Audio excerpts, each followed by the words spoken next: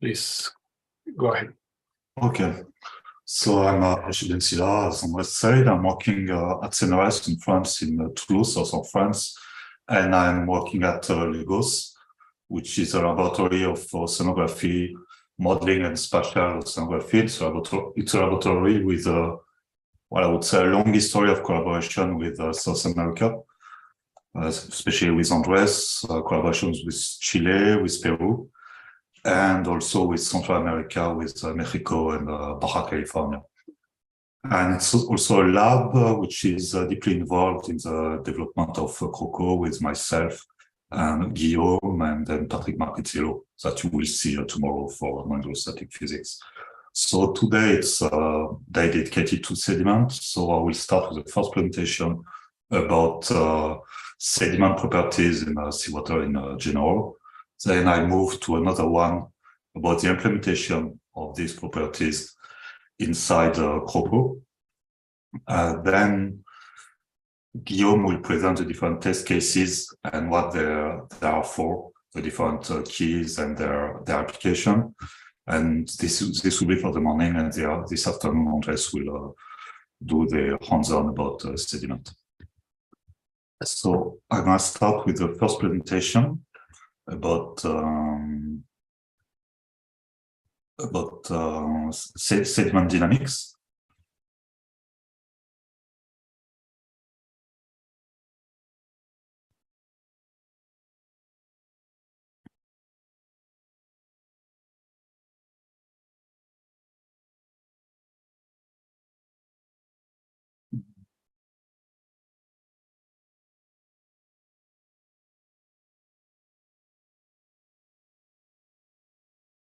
So do you see my presentation or? Yes, we see the not the full screen, but the slides on the side.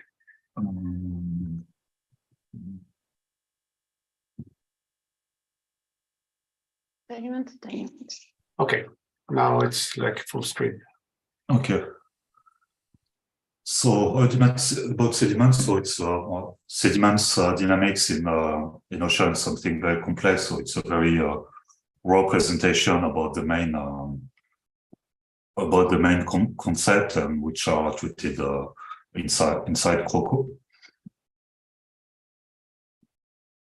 So as you can see, sediment processes are related to a lot of other processes in the ocean.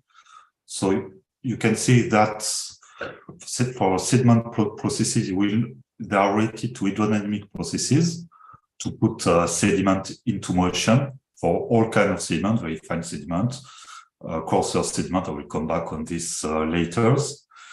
So this motion will be done by current, but also by waves. And there are other processes like bed load, so transport of sediment very near the bed, which will be induced also by current and waves. And all of this will, of course, depend on physical forcings like wind, tides, river input. You will also have some biogenic forcings. I won't talk a lot about this, but like vegetation and biology inside the sediment. And of course, you have a lot of anthropic forcing, like dredging or beach nourishment, which act as a sink and sources of sediment. And sediment processes matters a lot on the coastal zone through erosion, some bed instabilities also, and it can also act to absorb polymers or nutrients. And the concentration of sediment in the water column will affect the biogeochemical processes through the effect of turbidity, primary production, and some shellfishing production. So it's an area of studies which is a lot in between engineering and environmental studies. And so it's more or less the same thing here on another way. So you can see that sediment matters in a lot of different areas near the coast. So here, for instance, we'll have some beach instabilities with nourishment and human activities. You can have here sediment supplies from a river. You can have also human extraction of sediment or human production of sediment also. You have this interface here between the sediment and the water where a lot of processes happens. And you will be able to export sediment far away also from the coast. And when we talk about sediment, we talk about very different scales, very various scales in terms of space and time. So you have processes inside the bed, which are happening at a very short term and very short scale. So processes like consolidation of sediment, aggregation of sediment inside the bed. Then you will have some processes that, so those processes happen at, would say, synoptic scale. Then at seasonal scale, you will have some, for instance, some erosion happening. And on a scale of, well, something like kilometers. And at a wider scale, you will have a total migration of sediment structures at, annual scale or decanal scale. So it's what we can see here. For instance, here, estuarine morphodynamics are very long-term phenomenon happening at a scale which is between 10 and 100 years. So estuarine morphodynamics will be the change of shape of this estuary, for instance, through the supply of sediment or the erosion. Sedimentary flux will be here erosion or a deposition of sediment at this interface, and sedimentary process will be what happened inside the bed. So in this presentation, I will first talk about the different drivers of the sediment dynamics, so the bed roughness and the shear stress under the influence of currents and waves. Then I will move to sediment properties and their different behaviors. Then I will talk to the different modes of sediment, so in general, and then with two specific cases, an estuary and a sandy beach, and then a few words about modeling strategies without entering into CROCO, and I will move into CROCO in the next presentation.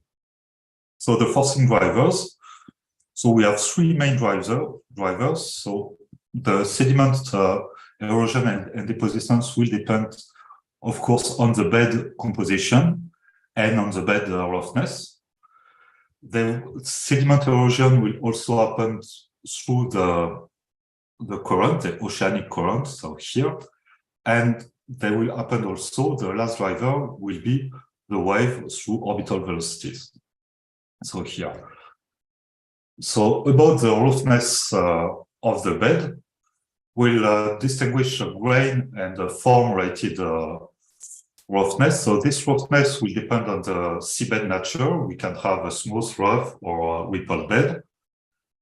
And the roughness, which is grain rated, what we call grain rated, is a roughness at a very small scale, so something like a micrometer. So we have this kind of typical values, which are called Nicoise length. But so that will be at very small scale, and then we have a form rated roughness, which will be the roughness related to the aggregation of sediments, so to the formation of ripples. That's what you can see on the two pictures at the bottom. So the first one is observation in an academic experiment in a channel. So when we generate waves, and we have the creation of ripples, and the other one are mega dune in the bottom of ocean generated by waves and current. So actually, when we talk about grain-rated roughness, we can have I would say, kind of a conceptual model. We'll have to consider all what is happening very near the bottom in a kind of internal boundary layer, and then we'll have an external boundary layer. So this external boundary layer will be what is seen by the ocean model, and this one will be resolved, I would say, more accurately to deal with sediment transport. And of course, the erosion and deposition will depend on current and wave shear stress. So to compute the erosion of sediment, we have to take into account the stress at the bottom due to current. So it's the one you're used to deal with the ocean model. But we also have to account for wave shear stress. And then you have to take into account the sediment roughness. So basically the sediment diameter. So for instance, about the current stress, you have this kind of logarithmic shape that you all know. And this will be the stress due to the current, but you will have this shear stress due to wave. And this stress is due to the orbital velocity of the wave. So orbital velocity are the circular motion of a particle under the waves. And you can see that depending on you are into the crest or the throat of a wave, you will have a reversal of those orbital velocity. So in this direction, and then is in this direction. So it means that you will have an asymmetry of the wave shear stress. So here with a positive velocity, with a positive velocity profile, and then a negative one under the throat. So at the end, for the compute the erosion of the sediment, we have to compute a stress which is a mix of the current stress, so the stress that we are used to deal with in ocean model, and the wave stress. So the stress of current is usually computed by this logarithmic function, where u is velocity, and z0 is the diameter of the sediment. And we here have a computation of the wave stress, which depends on the orbital velocity here and on the wave frequency. So what matters here, it's not really the formula, but it's to remember that wave matter a lot when we deal with sediment. We can't really consider that we will use only our ocean model and use our ocean bottom stress to erode sediment. So to sum up, we have to compute a specific bottom friction with the roughness depending on the bed composition to compute this this shear stress for the sediment. So it means that the stress computed to use within sediment will not be exactly the stress due to the current in our hydrodynamic model. So we have to compute a kind of combination of those two shear stress, the current shear stress and the wave shear stress. And naturally, for this, we need the knowledge of a lot of hydrodynamic variables. So the depth, the current, the wave, all the characteristics of the waves, the water density, and the bed roughness. So it means that computing sediments is strongly linked with the computation of our flow. So about the sediments by themselves, so you can see here that what we call sediment, it's actually a lot of things from gravel to mud and sand. And what we can notice here is that the difference can be, well, of course, the diameter, but also the fact that in for some bottom, you will have a mixture between very fine sediment, coarse sediment, and gravel. And all of this can be measured through gravitometry. So here it's a gravitometer.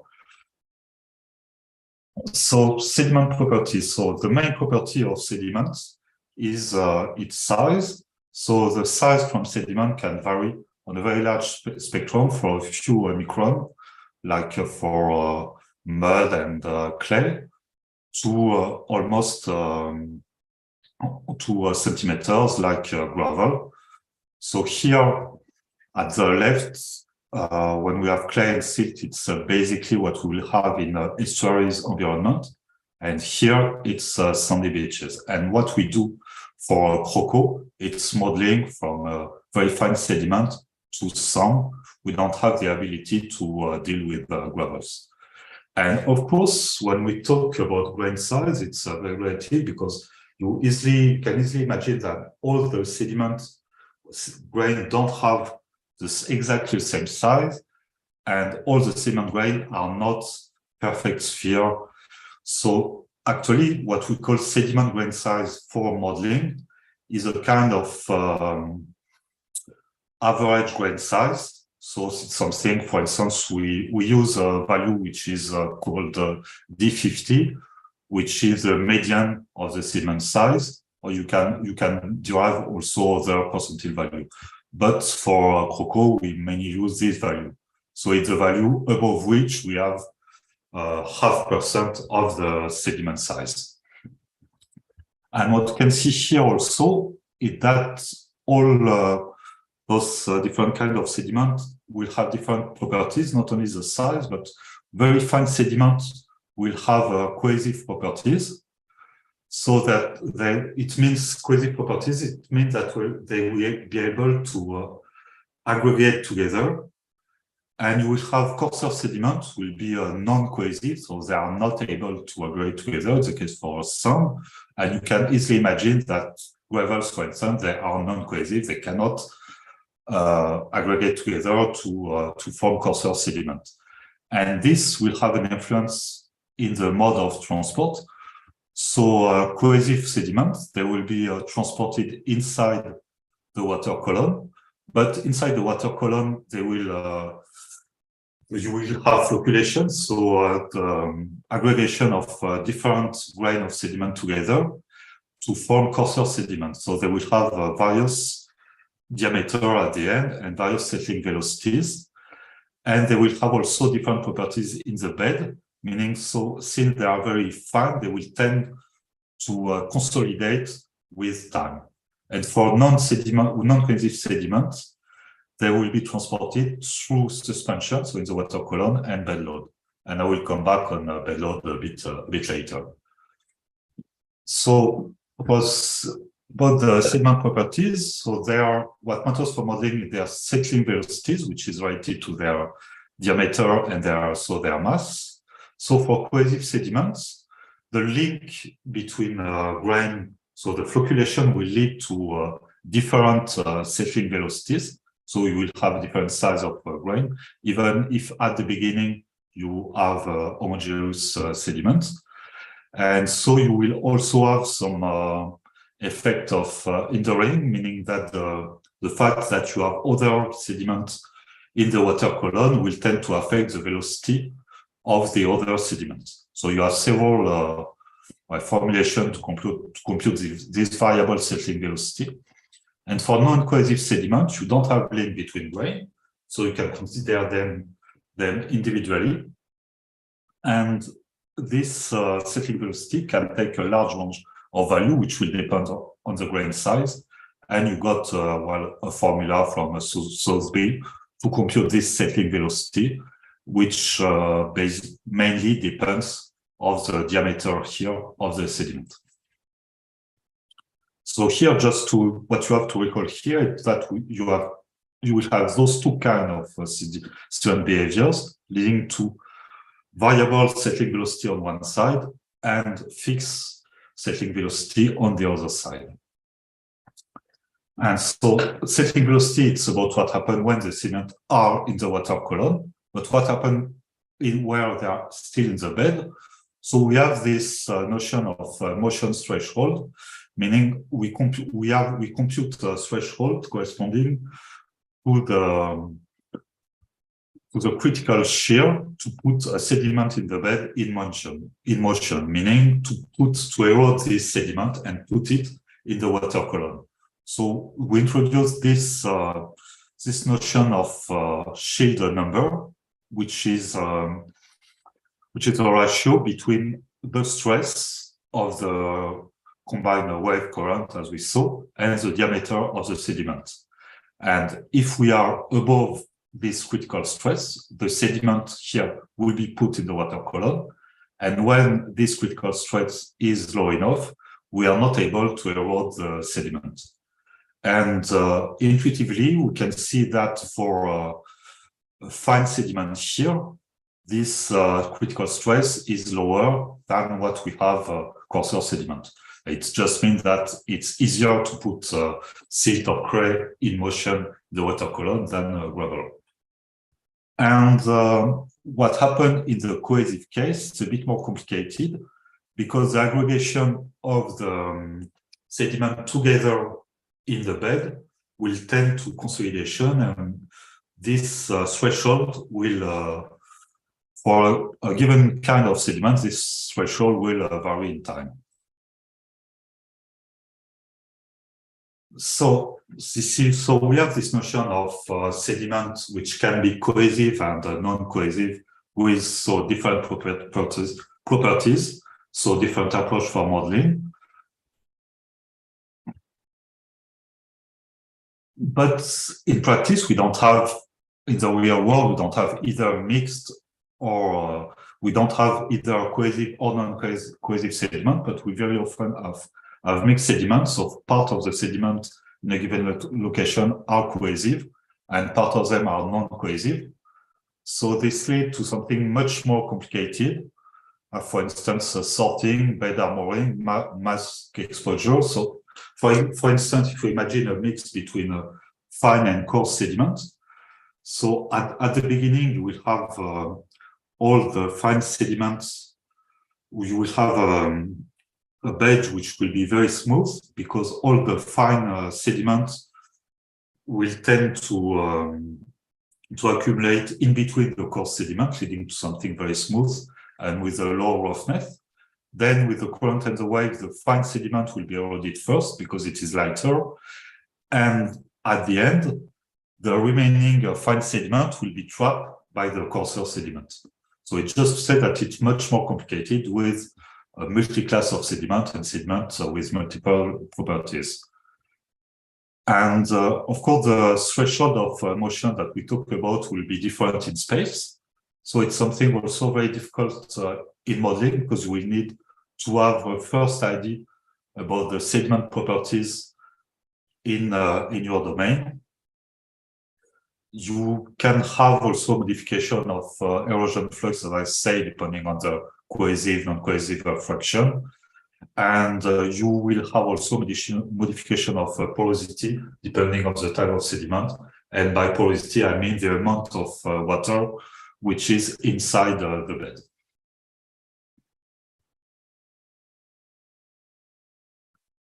So that's about the sediment intrinsic properties. So what happened in terms of transport? So I will here talk about sediment transport in general. So sediment transport in the water column, like here. So here again, we have those two kinds of sediments, so cohesive sediment.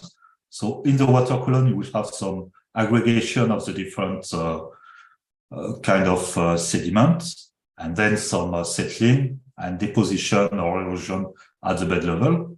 And for non-cohesive sediment, we will have constant settling velocities, and again, deposition and erosion. And this will happen, I will have a focus on two different cases, so an estuary. So here it will be basically cohesive sediment. So what happened here? And I will have an example about, at a smaller scale, about what happened at the beach. So about the sediment transport, we have two modes of transport. So a mode which is intuitive enough, which is a suspension, so advection of sediment in the water column. But there is another mode which is less intuitive. It is sediment motion in the contact of the bed. So meaning that if you consider sediment as a fluid, like the water above, you will have some entrainment of the bed by the current. So for instance, it will be through contact between two different grains of sediment or very small salt. And all of this will happen simultaneously.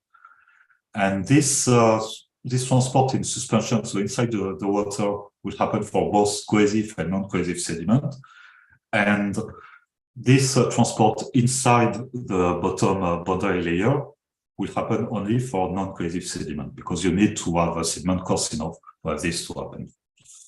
So what happened for cohesive sediment in a tidal estuary? So in terms of forcing, so here we have an estuary with open ocean here, river flow here at the right. So we have three kinds of forcing. So mainly tide from the ocean, also some wind and waves and surges. And we have another forcing, which is a fluvial forcing. And so at the end, we got some input of sediment from the river and input of sediment from offshore. We'll have some erosion here by the wave and some motion. Some motion in the sense of the direction of the estuary leading to the direction of a sediment pool somewhere in the estuary, and leading to an area of very high turbidity, where you have this convergence of sediment coming from offshore and from the river flow. So here you have a very different phenomenon happening. You got this effect from the river, you got some bioclinic current, and you got an effect from tide. And in practice, you got this river flow leading to a downstream transport of the sediment. You got the tidal asymmetry leading to an upstream transport. Because when tides, so you have those tides here, they are reaching the estuary, so you got some shoaling and deformation of the tidal wave. So at the end, you end up with an asymmetry of the tide and an asymmetry of the erosion capabilities. So here it means that you will be able to erode more at high tide, and you will have some tidal pumping here. And you also have an effect of the bioclinic circulation through the difference of density between fresh water and salt water. And this would lead also to an upstream transport near the bottom. So at the end, you end up with this convergence area here. And so this was from estuaries. So what happened for estuaries and cohesive sediment? So what happened with non-cohesive sediment, so like sand, when we are very near shore? So you can easily see that what happened will be very anisotropic, because you don't have the same shape of the bottom in the cross-shore direction and on the alongshore direction. So you have cross-shore transport, so transport toward the beach or toward the offshore, so in the direction which is cross to the beach, and you will have other processes leading to move sediment along shore, so parallel to the beach. And here again, those two processes in those two directions happen simultaneously. So generally, you don't have a lot of erosion and transport by oceanic currents, but instead, what will matters will be wave. So you will have erosion and transport by through the waves shear stress and the orbital velocities, and you will have also some erosion due to erosion and redistribution of sediment due to wave breaking turbulence. And then we'll have some transport by the mean flow and the stock drift. And the direction of the transport of sediment will be the balance of all of this. So you will have the wave generating on and offshore transport of sediment. You will have transport by tides, transport by wind-driven currents. So at near shore, if you consider the motion of sediment which happened cross shore, you will have a lot of different areas which correspond to the wave transformation, which will be linked to the depth. So offshore, you will have a swell which is totally sinusoidal. So you won't have here a lot of erosion, but just the formation of very small ripples.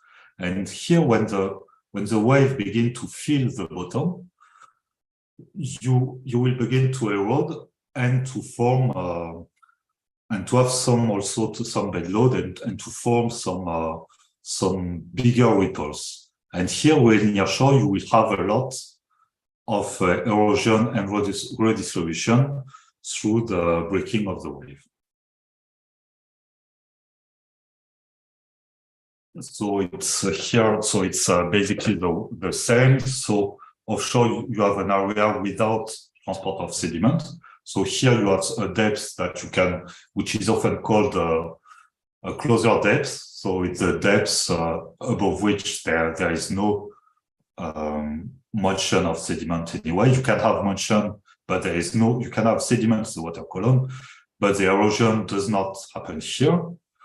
So here you have some transport, but basically through bed load, and then some erosion in the breaking area and in the swell zone.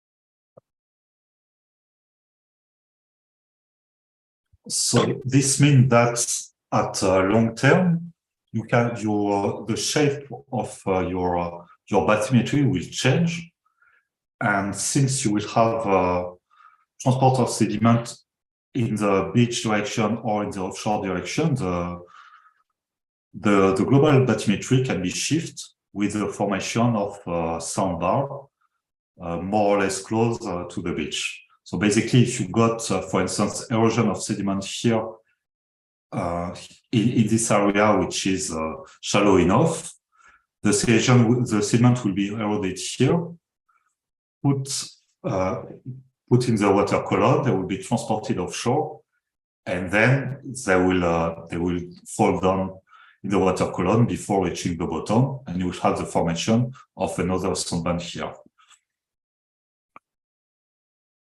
And in the particular case of rip currents, it can be a bit different. So rip currents are those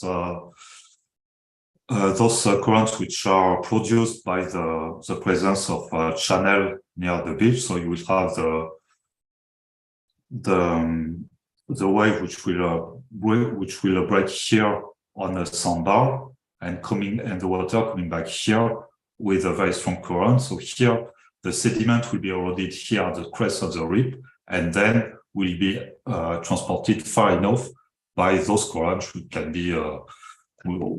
be pretty high. So this was for the cross-shore transport, so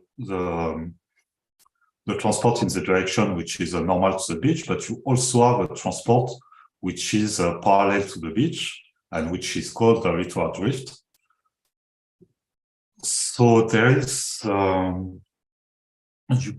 so the way it can one way it can happen, for instance, it's that you have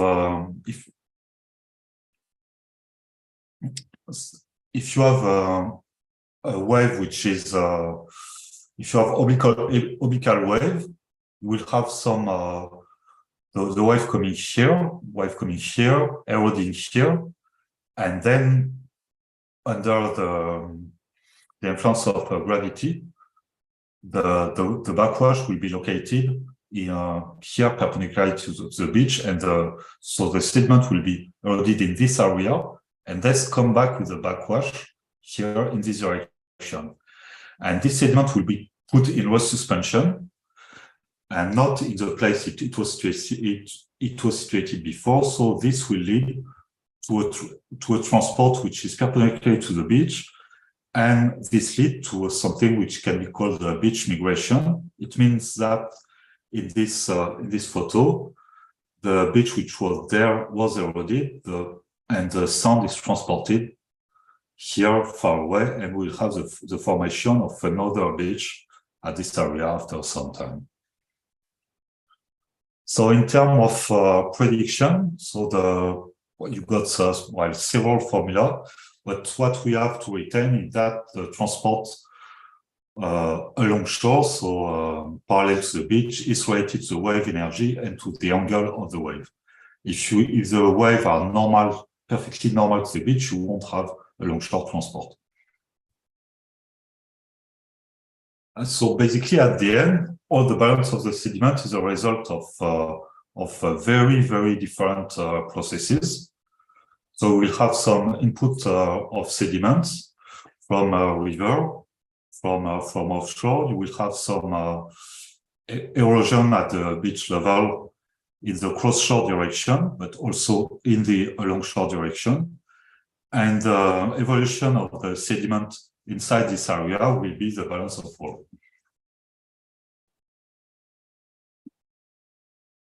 And in terms of modeling, so I will come back a bit more in detail when I will talk about what is done in CROCO, but basically the sediment in the water column, they are considered as any other dissolved species, or they are considered as salt or temperature or biogeochemical tracer.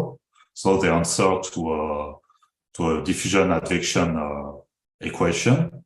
And then you need to have sink and source term, which are due to erosion and deposition of sediment. And you have also this bed load transport of sediment, which happen very close to the bed, and for which we got several formulations. So basically, at the end, we end up with something which can be complex enough. So you don't need to couple all this model to do sediment.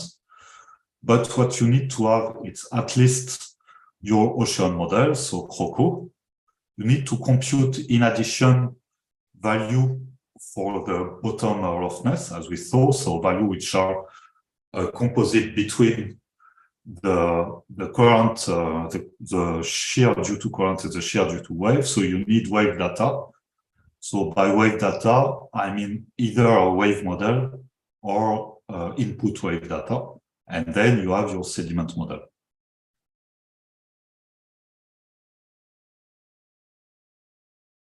So it's basically what I told before. So you have transport. We'll have transport here near the bed due to bed load, and transport in the water column with an advection diffusion equation. And so if we go into CROCO, so all those processes I talked about are into CROCO. So we have the transport in the water column. We have erosion or deposition of the sediment near the bed. We have a bed load transport. You can have some, so we will compute in addition bed evolution, meaning that we consider that the bed will have a sediment characteristic, a sediment composition. Consider the bed as a fraction of different kind of sediment, and this fraction of sediment will evolve in time. And we can have also a morphological evolution, meaning that your bathymetry will evolve in time.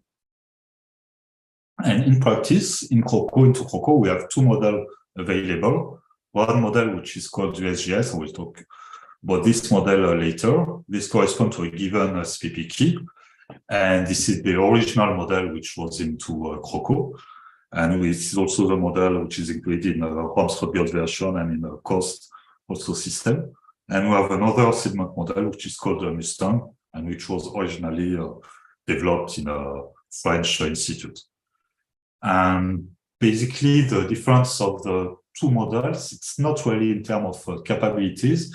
It's more that people working with USGS models, so myself, Patrick Marquetillo, a few others, we're working on very nearshore modeling and on a sandy environment with non-cohesive sediment, while people working with Mustang are more working on estuary studies.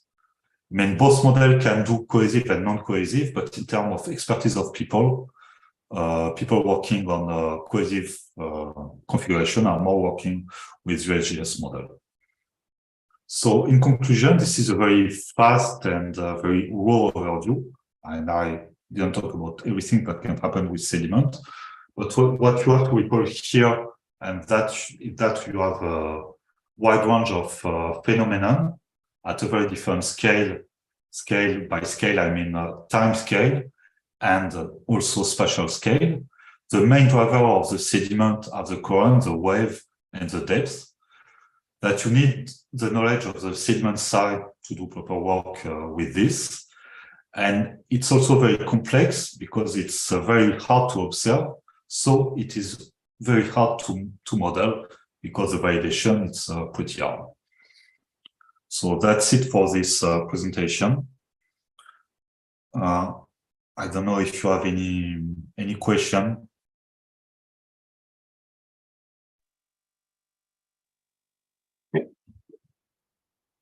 Questions, comments?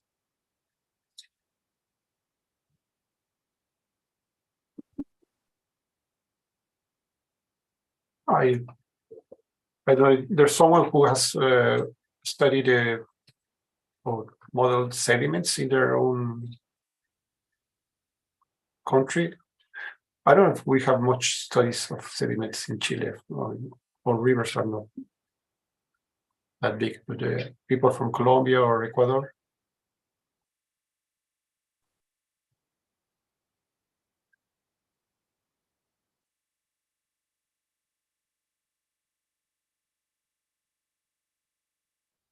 I have a question on the chat if it's not. Oh, okay. Well, it's about the recurrence, more about wave, if recurrence can occur on any coastline in the world. So recurrence, they can occur, they occur in a lot of coastline. So you need a sandy environment, and you also need a strong wave, because the strength of the current will be rated with the input of energy of breaking on the sandbar. And this breaking on the sandbar will create this let's say backward current into the channel. So it occurs in a lot of coastline in the world actually, and I think it's the cause of death in a lot of places. I think it's the most dangerous phenomenon which happen at the beach. So some people like in US, I know that in US, in Australia, East Coast of Australia, it's a main topic of interest because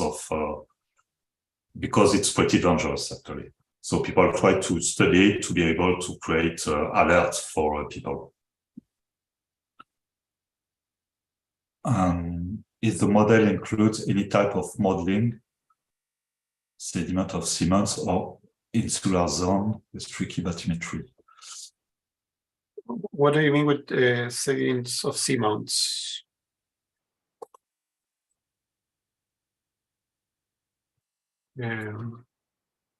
Seamounts.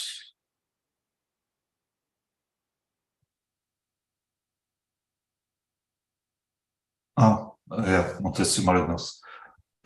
Yes, I would say there is no.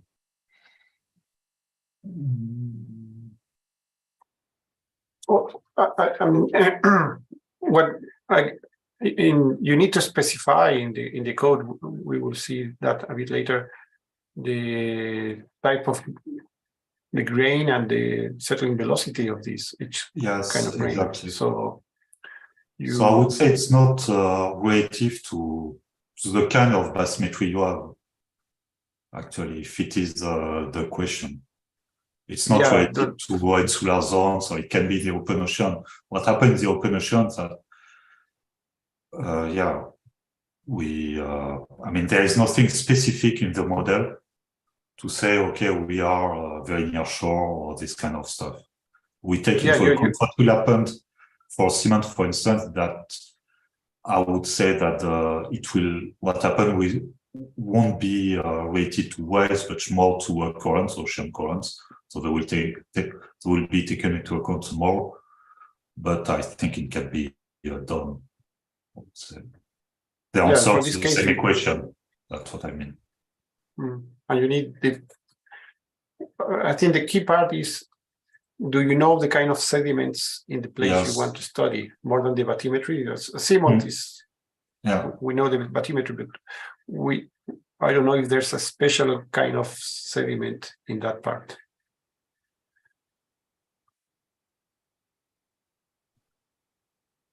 So if I'm interested in wave currents and effect on the evolution of suspended sediments on a coastal shelf.